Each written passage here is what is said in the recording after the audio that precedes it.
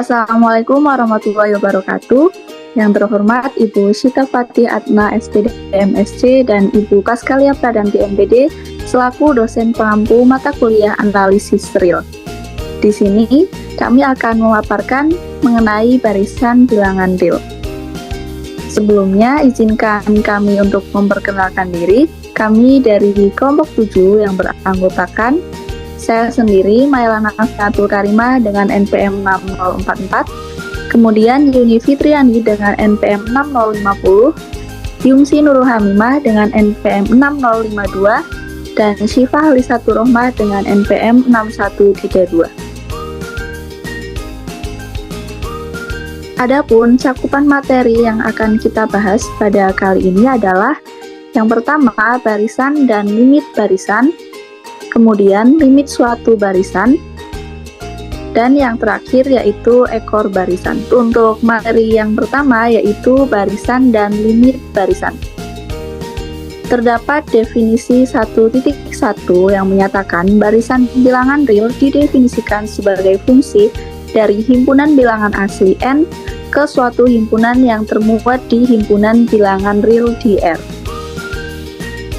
Kemudian definisi 1.2 menyatakan misalkan X sama dengan XN dan Y sama dengan YN, masing-masing barisan bilangan real, jumlah selisih dan perkalian barisan berturut-turut didefinisikan sebagai X plus Y sama dengan N elemen N, X min Y sama dengan N elemen N, dan X kali Y sama dengan N elemen N. Jika C elemen R, maka Cx sama dengan N elemen N, jika Z sama dengan Zn. Barisan bilangan real dengan Zn tidak sama dengan 0 untuk setiap N elemen N, maka hasil bagi barisan X dan Z didefinisikan X per Z sama dengan N elemen N. Baik, untuk materi selanjutnya akan dipaparkan oleh Mbak Yuni. Kepadanya saya persilahkan. Baik, terima kasih Mbak Melan atas kesempatannya. Kemudian untuk yang selanjutnya adalah limit suatu barisan. Untuk definisi 2.1, misalkan X sama dengan XN merupakan barisan bilangan real, suatu bilangan real X dikatakan limit dari barisan XN apabila untuk setiap epsilon lebih besar dari 0, ada bilangan asli K epsilon elemen bilangan asli, sedemikian sehingga untuk semua N elemen bilangan asli dengan N lebih besar sama dengan K epsilon, suku-suku XN terletak dalam lingkungan epsilon P epsilon X atau berlaku mutlak dari Xn min X kurang dari epsilon. Nah, jika X ini merupakan suatu limit dari barisan Xn, maka dikatakan Xn konvergen ke X atau Xn itu mempunyai limit X. Kemudian jika tidak konvergen atau tidak mempunyai limit X, maka Xn dikatakan divergen. Kemudian untuk yang selanjutnya yaitu terkait ketunggalan limit. Dikatakan bahwa jika barisan Xn konvergen, maka Xn mempunyai paling banyak satu limit atau limitnya itu tunggal. Terima kasih, saya kembalikan kepada moderator. Baik, terima kasih Mbak Yuni atas pemaparannya. Untuk selanjutnya akan dipaparkan oleh Mbak Syifa. Kepadanya saya persilahkan. Yang selanjutnya ada teorema 2.1,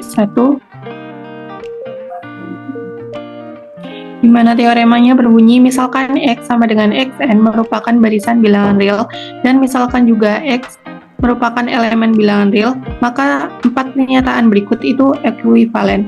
Yang pertama yaitu barisan Xn konvergen ke X, yang kedua yaitu untuk setiap lingkungan min epsilon P epsilon X terdapat bilangan asli K epsilon, sehingga untuk semua N lebih besar dari sama dengan K epsilon, maka suku-suku Xn elemen P epsilon X. Yang ketiga yaitu untuk setiap epsilon lebih dari 0 terdapat bilangan asli K epsilon, sehingga untuk semua N lebih besar dari sama dengan K epsilon, maka suku-suku Xn memenuhi mutlak Xn min X kurang dari epsilon. Yang keempat yaitu untuk setiap epsilon lebih dari 0 terdapat bilangan asli K epsilon, sehingga untuk semua N lebih dari sama dengan K epsilon, maka suku-suku Xn memenuhi Xn lebih dari X min epsilon kurang dari plus epsilon untuk setiap N lebih dari K epsilon. Untuk yang selanjutnya saya kembalikan ke moderator. Baik, terima kasih Mbak Syifa atas pemaparannya.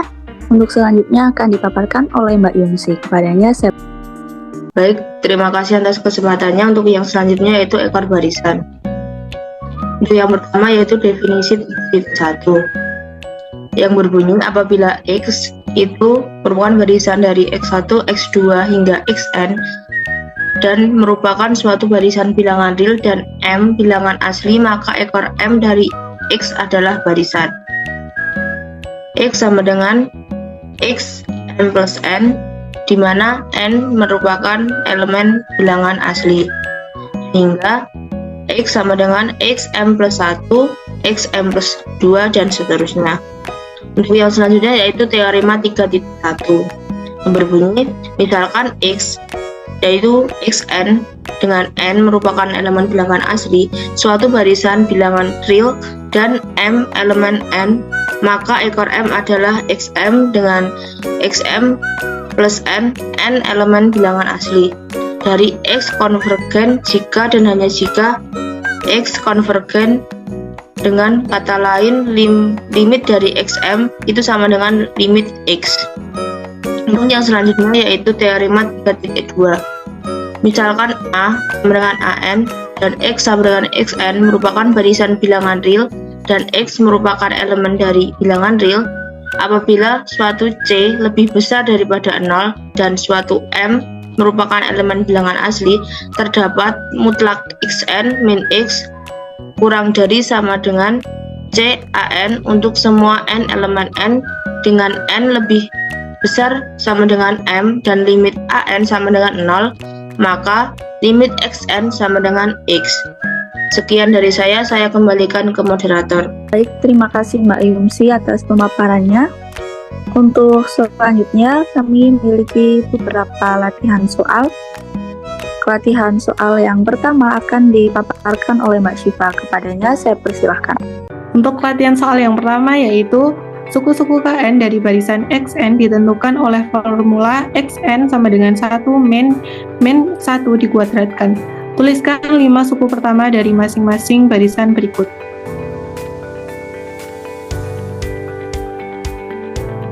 Untuk penyelesaiannya yaitu N itu merupakan elemen bilangan asli.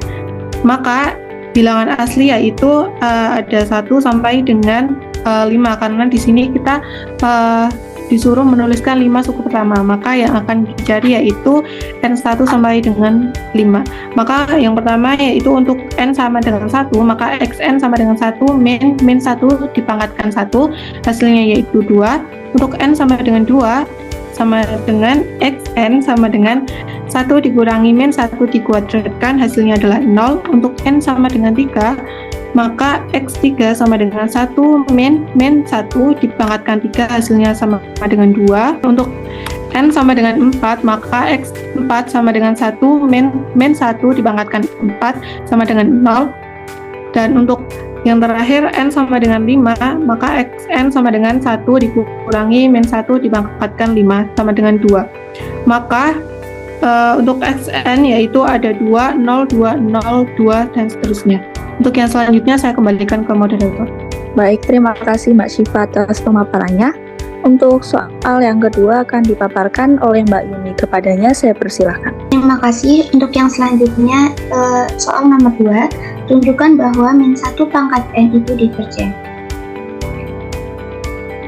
Untuk penyelesaiannya, untuk menunjukkan bahwa min 1 pangkat N itu divergen, maka kita dapat melakukan pengandaian bahwa barisan tersebut konvergen dan akan ditunjukkan bahwa pengandaian tersebut gagal. Nah, kita misalkan min 1 pangkat N ini konvergen, maka terdapat bilangan real X, sehingga untuk setiap epsilon lebih besar dari 0, terdapat K elemen bilangan asli, sedemikian sehingga untuk setiap N lebih besar sama dengan K, berlaku mutlak dari min 1 pangkat N dikurangi X kurang dari 1.